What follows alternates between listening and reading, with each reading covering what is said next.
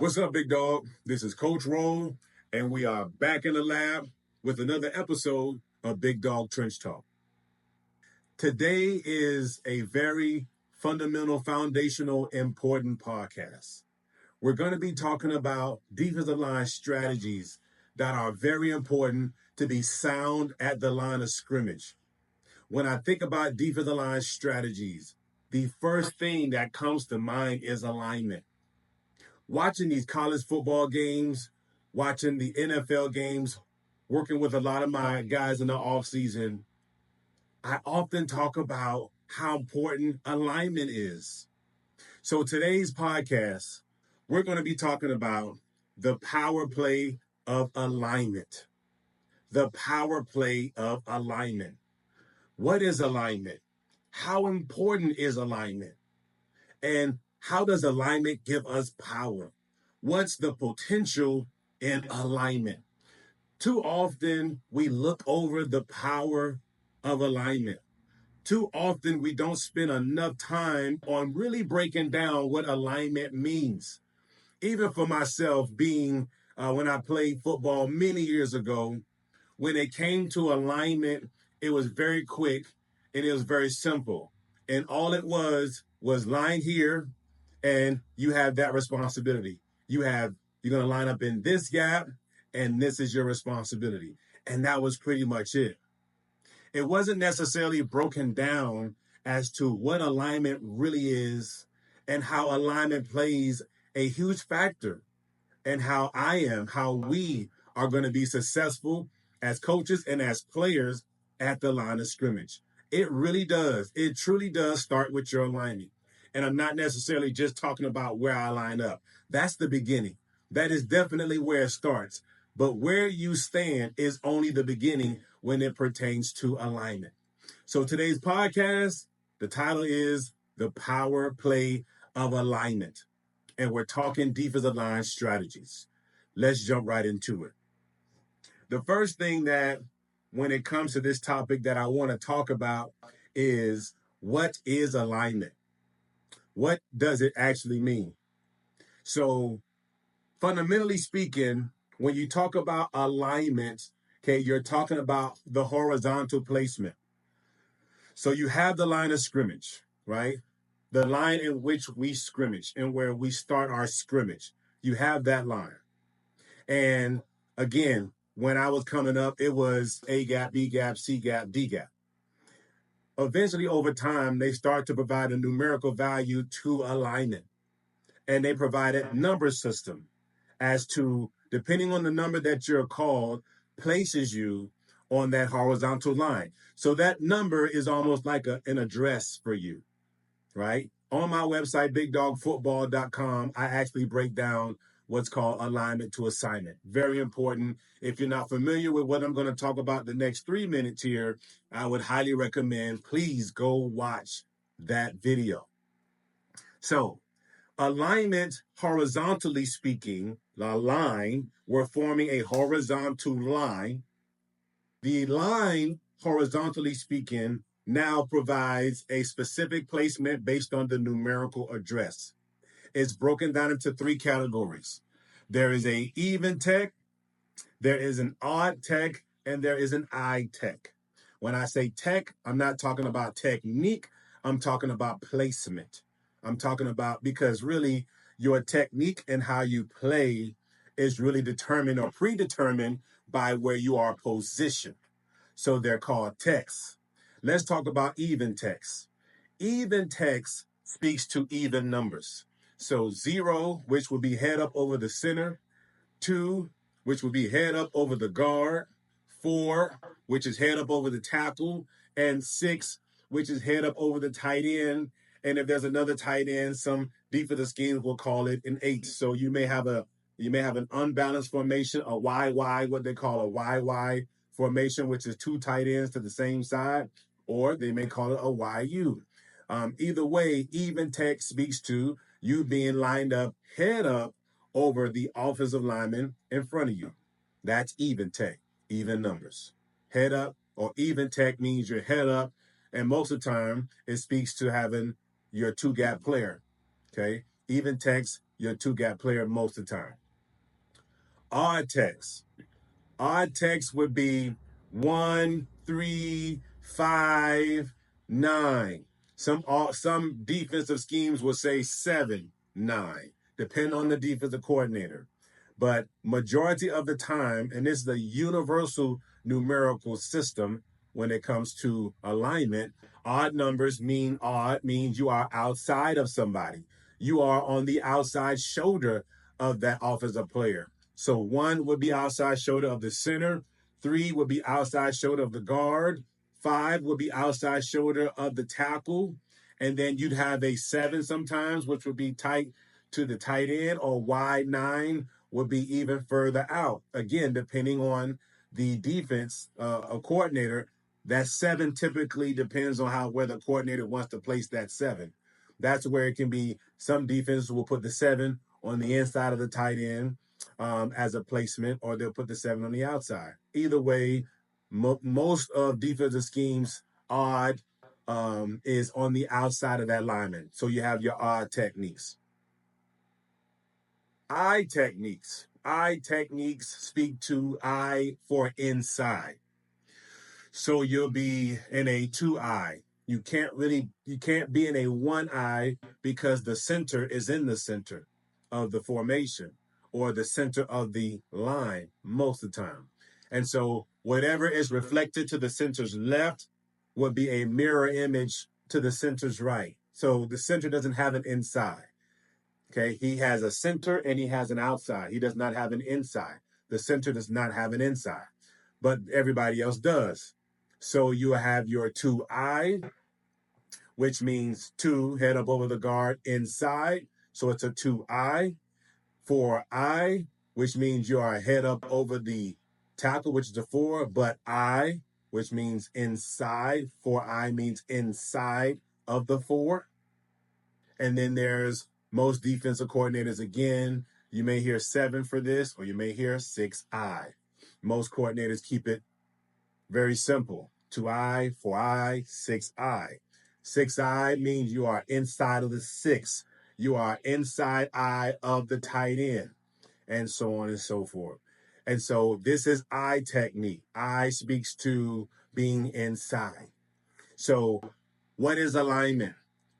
The alignment, first of all, is a horizontal placement. Is a lineman.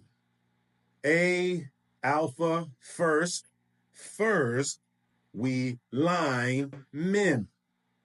Okay, alignment. So the first line, which most D-line coaches, defensive coordinators speak on and sometimes stop at, is the horizontal placement of the men on the line. And that is important. It's important because you have a responsibility. And that's the next thing I want to talk about. Alignment speaks to your assignment. Where you are lined up tells you your assignment.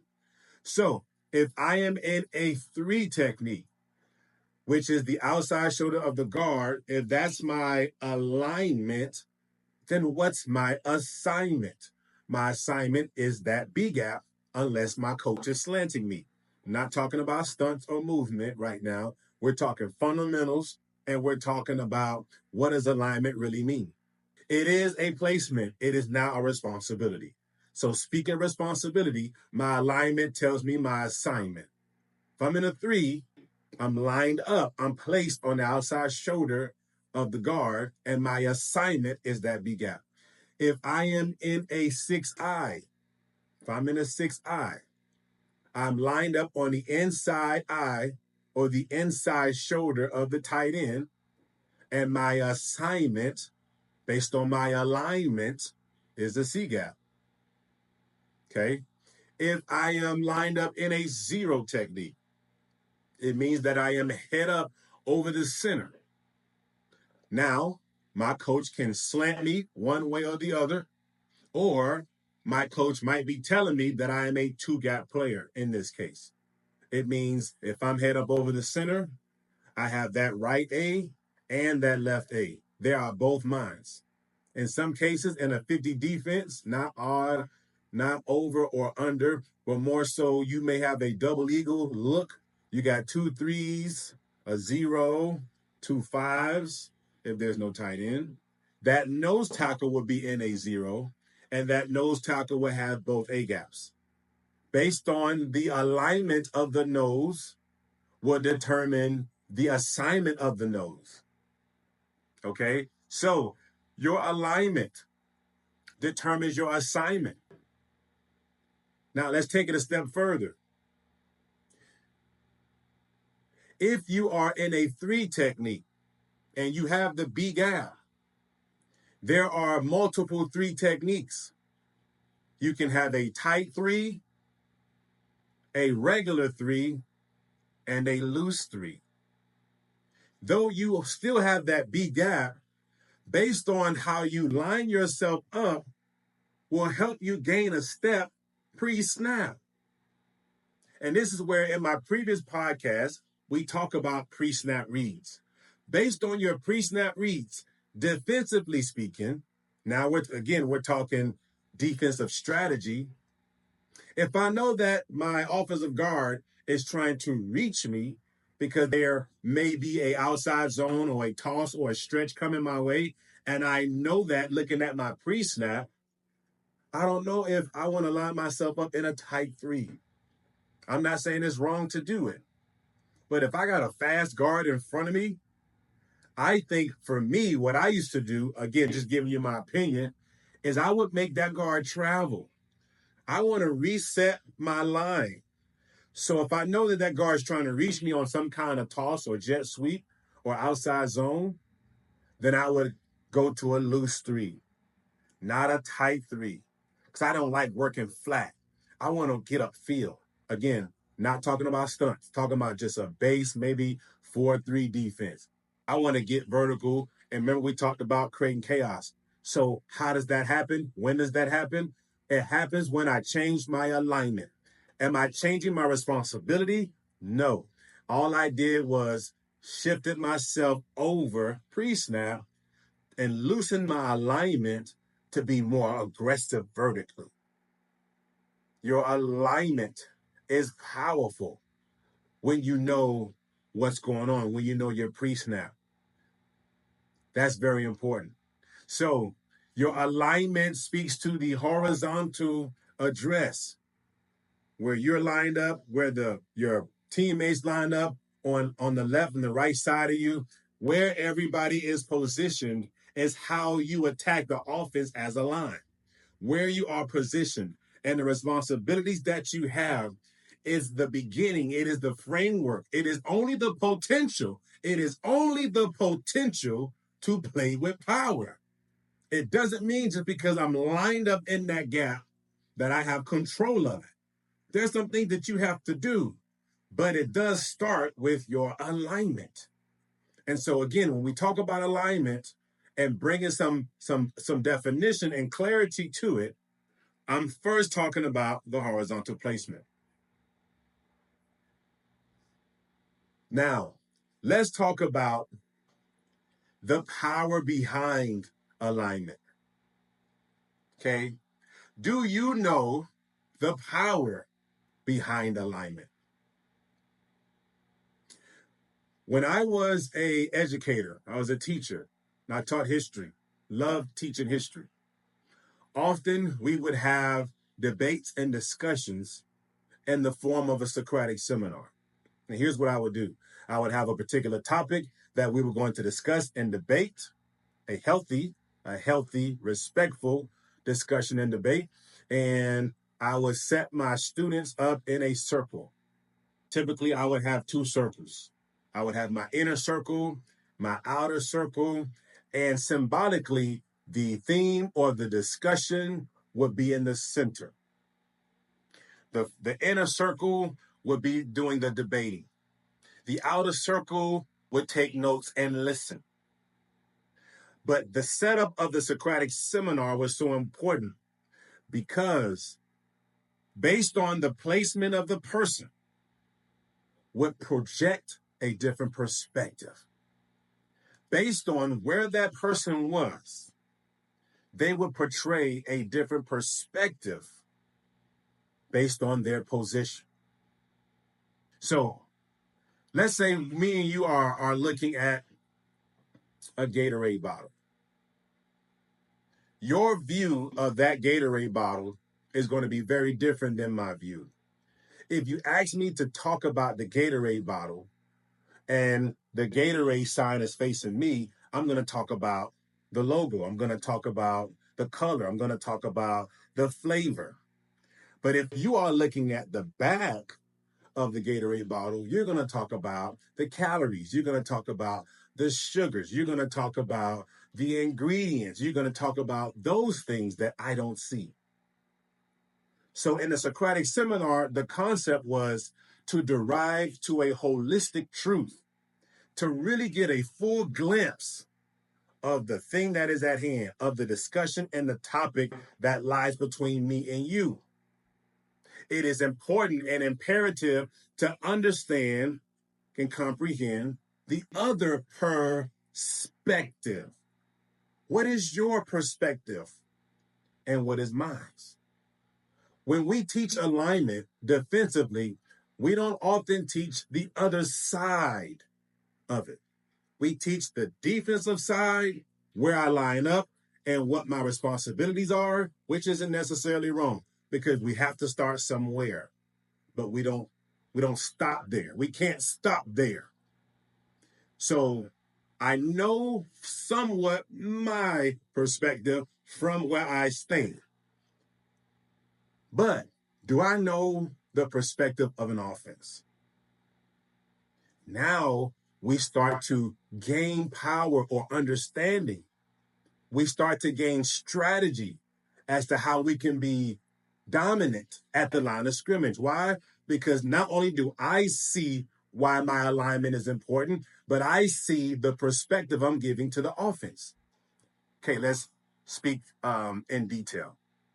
So if let's say we have a college 4-3 and you have strong right and you have a 3 technique to the right, you have a 2-eye to the left of the center. So we have a B gap threat and we're posing or we're showing a A gap threat. And no tight end right now, to keep it simple. And we have a 5 technique to the right and a 5 technique to the left.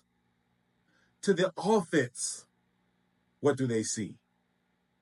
They see bubbles. They see open gaps.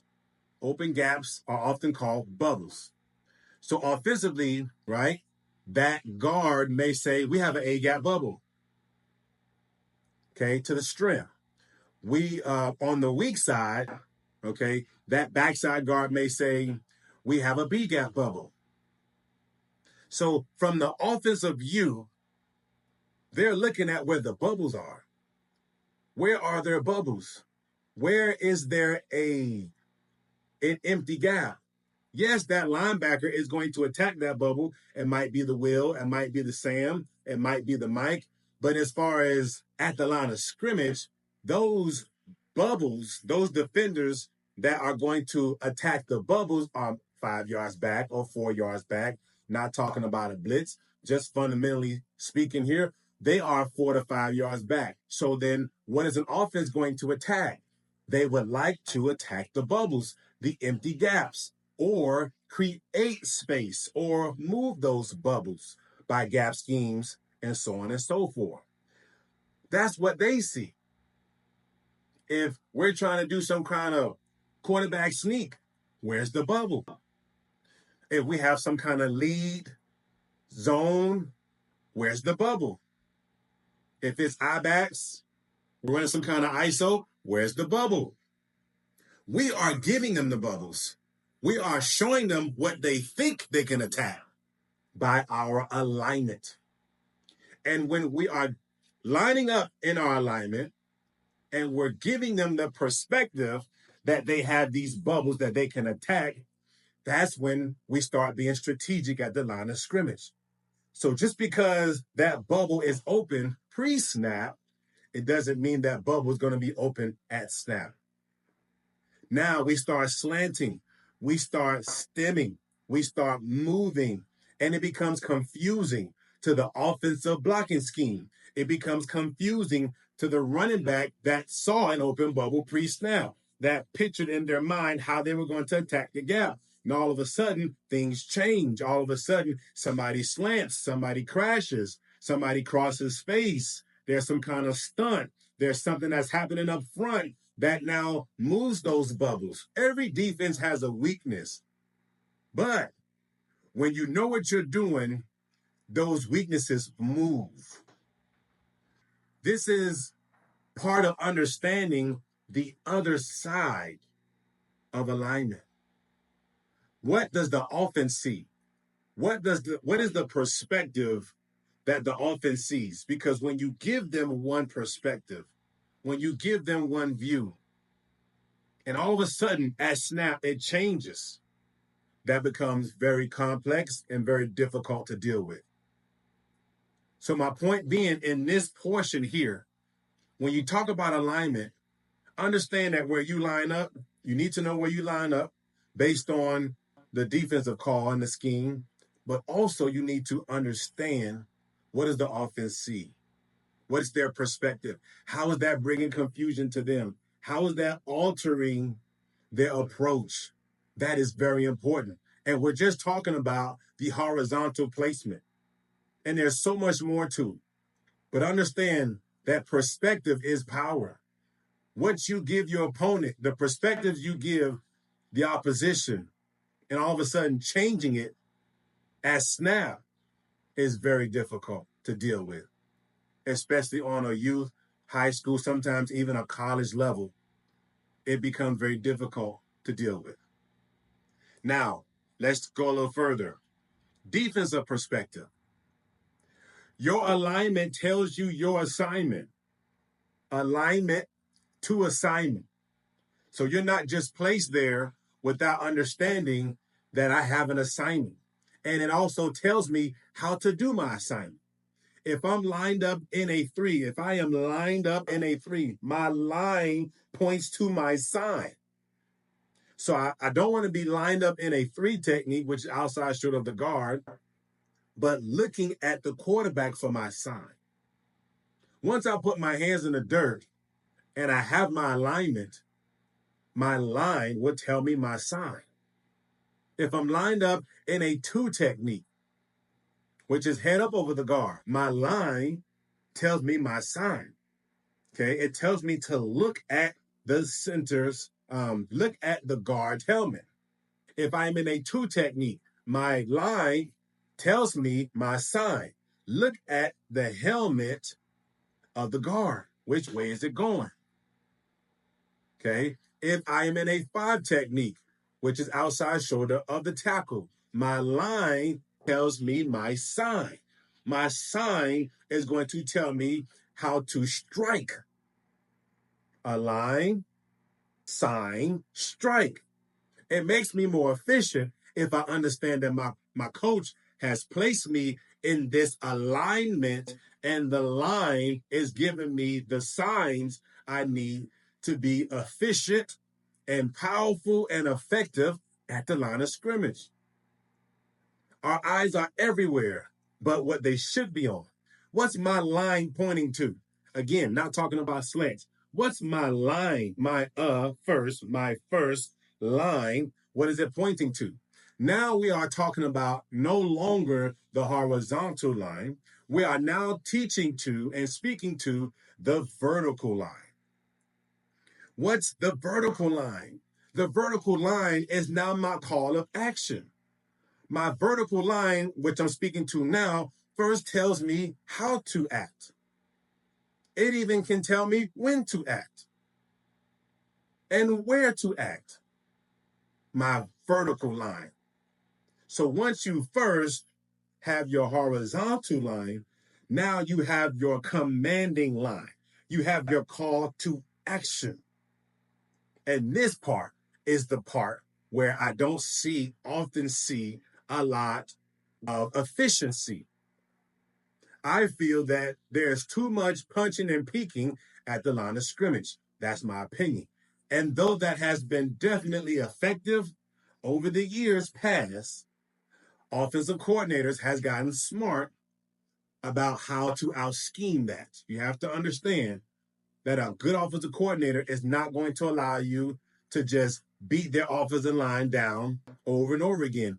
He wants to, or she wants to, out-scheme you. So if you want to stand there and punch and peek, then they're going to move their line. So now we have said all of that to say this. The power play of alignment speaks to the commandment, the ability to move forward. It doesn't matter that you are lined up on your side of the line. That's just the beginning. The goal now is to cross the line of scrimmage, to play behind enemy lines, to move forward. Forward is one of my favorite words. When you say or look at the word forward, and if you say it slow, write it down. It says for war. Forward entails warring. It's a fight. It is the choice that you make to cross the line.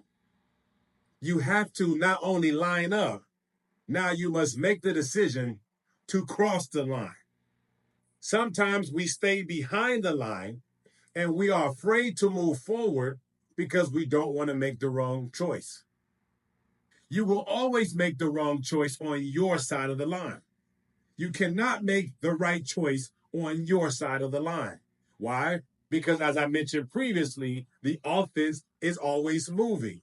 Offensive coordinators may move their scheme. There are gap scheming or zoning or split zoning or powering and countering because they are always moving those gaps. They want to create gaps and move them. And if you want to stay on your side of the line, you are giving the offense the ability to create space, to move gaps, and create opportunities for success for their offensive line, for their offense. We can't stay on our side of the line and think that we're going to be effective and successful. In order for us to destroy, demolish, create chaos in the backfield is by going forward. We fight forward for war. And alignment, that's the part we are missing when we talk about alignment. If I am in a 3 technique and it is 10 personnel, and this particular offense likes to pass the ball out of 10 personnel, and I am looking at the personnel and the formation through the lens of down and distance. So I see that it's 3rd and 8. I see that it is 10 personnel, which this team likes to pass out of.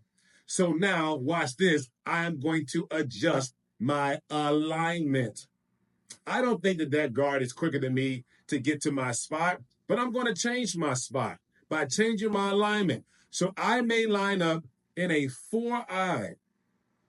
I may line up in a 4-eye and slide myself over inside shoulder of the tackle, knowing that off of the tackle now has to kick and pick up that defensive end. Now I have just gained a step pre-snap because I have set my line to a place or a point that now the offensive guard cannot get to before me. That's how I feel. That is my goal. Look at what my alignment just did. If that guard gets to that point, I can counter. If half of that guard gets to my point on my line, right, I can half a man attack. If he reaches for my line, then I'm winning the edge. But my alignment is how I am power playing through this particular rep. I can move. I can move on my side of the line. I can adjust the alignment so that I can have more leverage at the point of attack. Now watch this. Once I set my line, my alignment, I still got B gap responsibilities. I'm still pushing through my B, but I can adjust my line. Now, as I adjust my line, watch this. My track or my line teaches me how to attack. My track teaches me how to attack. As long as I have an attitude of war, as long as I have made the decision to cross the line of scrimmage and war going forward, because there is no forward without war. Now I know how to fight. I know how to combat because my track teaches me and tells me how to attack. But the vertical line, getting upfield, playing on the other side of the line, not being afraid to make mistakes or make the wrong decision on my side of the line is an efficient play. There's no power in just lining up in the right place. And sometimes we tend to feel or think sometimes that I'm doing a good job because now I'm lined up in my gap and I know my responsibility. And that's great. But offensive linemen are not staying still. They're moving. Schemes have changed over the years. And if you don't move, you're going to get moved. If you don't choose to go forward, the offensive line will go forward. And we know that whoever wins at the line of scrimmage wins the football game. We have to recreate the line of scrimmage by working our line. We have to recreate the line of scrimmage. We have to win the line by attacking the line, by crossing the line, by choosing to go forward on my line. It's not good enough to just sit there and line up. We got to go. And watching these games that last weekend, tons of college games, there were lots of defensive linemen, too many in my opinion, that were playing in front of people, playing in front of tight ends, playing in front of centers, playing in front of guards, and not attacking and getting vertical and crossing the line, not going forward in our attack. And that's the key. There is power in alignment. There is efficiency in actually attacking what's on my track. I've got to attack. And that's the part that we seem to be missing and we're not consistently doing. We must attack. We must go forward because going forward means I am for war. I am for war. And if I'm not for war, then I'm not for forward. And if I am not for going forward, then I'm not being efficient and I'm not executing at the line of scrimmage. How can I plan on my side of the line? For those of you who are afraid to make the wrong decision, you are afraid to cross the line because you might make the wrong choice. You will always be wrong on your side of the line. And most of the time, you will always be right on the other side. Because on the other side, you are in position to be efficient. You are in position on the other side of the line to change the course of that play. That's what you call making plays. Even if I don't make the tackle, I made the play because I'm in a different place. You can't make plays if you are still in the same place. The ones that make plays, the dogs that make plays up front, are in a different place. It's about the destination. Where were you pre-snap? Where are you now after snap? And if you choose to go forward, I guarantee you that you're going to have more success at the line of scrimmage, demonstrate more power because of what you decided to do and where you decided to be in a matter of 4 to 6 steps. Where are you in 4 to 6 steps? Are you still on your side of the line in 4 to 6 steps? If that is you, when you watch film, Big Dog, we're not going forward. We must go forward by choosing to war, by choosing to play on the other side of the line. That's where we make plays. We make plays in a different place. And the place where we now are is on the other side, in pursuit of the ball, in pursuit of the back, in pursuit of the quarterback. We're on the other side. We've got to find ourselves on the other side. And how do we do it? We will find ourselves on the other side of the line of scrimmage when we understand the power play of alignment. Your alignment is not just where you stand. It is where you start. Where you stand is not where you end. It is only where you start. Question is, where are you ending? Are you ending in the same place you started? Are you ending 5 yards backwards? Are you ending 20 yards laterally because you got driven to the bench. Where are you when you in? Where are you in 6 steps, big dog? That's how a dog is measured. His success is measured by where he is and what he has accomplished in 6 steps. That's important. Your alignment is more than just where you are lined up horizontally. Your alignment is a call of action to fight forward. Your alignment is not just where you are lined up horizontally. Your alignment, alignment,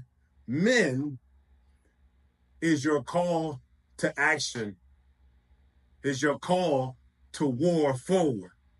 And when you choose to war forward and strategically warring forward, by changing your alignment, now your track will tell you how to attack. But your alignment, the power of your alignment, is also where you set your line. And when you set your line in a way that gains a step pre-snap, you will be more efficient in your fight, you will be more productive in your war, and you will fight going forward, and you'll find yourself making a whole lot more plays because of where you are now positioned in 6 steps. I'm not saying it takes only 6. Sometimes it's 8, sometimes it's 10. But if you want to make anything happen, if you want to be efficient and productive at the line of scrimmage, make your first 6 steps successful. Make them efficient. Make them productive. Eat up turf. Gain ground. Move mass. Get where you got to go. But act like you only got 6 steps. Pretend that after 6 steps, that's all you got. If you played like that, if you played that all you had was 6 steps left per play, you would make every step count. And sometimes that's the problem. We think we got more than what we got. You don't have 12 steps to be productive, to be successful. Play like you only got 6 steps and watch how more efficient, hungry you become. Big dog, there is power in your alignment. Know what that power is. Use it to your advantage. Gain the other perspective of the offense. It's hard to be somebody you don't know, somebody you don't understand. It's good to understand the other side of the ball. Spend some time learning offensive plays so that you can see what they see when you line up where you line up. And then beat the scheme. Understand that alignment helps you gain steps pre-snap. But it's not just a horizontal positioning. It is a command. It is a command to go forward. And we must play on the other side of the line. Sometimes it just requires that you reset your line. You reset it. You know what time it is, big dog. Get out there, keep getting better, and keep working on your craft. For my dogs watching this YouTube channel, or you're watching this on my website, bigdawgfootball.com. I hope this is helpful to you because we are all about helping you. As coaches and as players, we're all about helping you get better. And we won't stop, and I won't stop until that happens. Comment, write to us, let us know if this is helping you be better in your game. This is Coach Roll with another episode of Big Dawg Trench Talk, the power play of your alignment, baby. You know what time it is. Let's go to work.